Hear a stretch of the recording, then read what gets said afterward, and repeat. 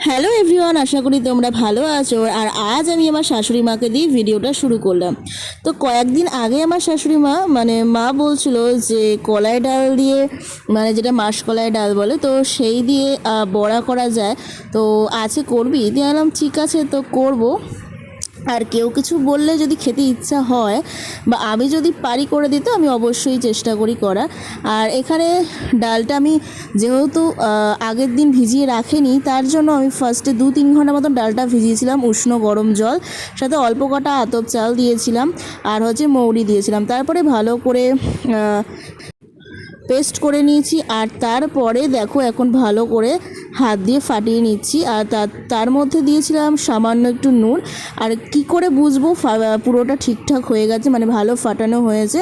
তো জলের মধ্যে দিলেই দেবে ভেসে উঠবে, তাহলেই বোঝা যাবে। আর হচ্ছে আমি এখন ভেজে নেবো এগুলো।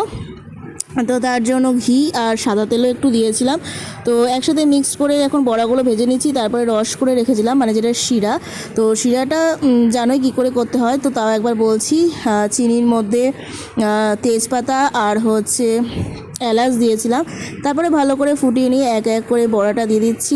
বড়াটা কেমন হয়েছে? রসবড়াটা খুব ভালো হয়েছে। সত্যি করে বলছো তো? হ্যাঁ হ্যাঁ।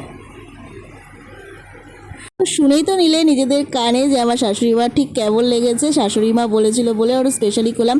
আর হ্যাঁ, মাদার্স ডে, তার জন্য আরও স্পেশালি করেছি। মাদার্স ডে বলে স্পেশাল কোনো ডে হয় না, প্রত্যেকটা দিনই আমাদের কাছে খুব স্পেশাল।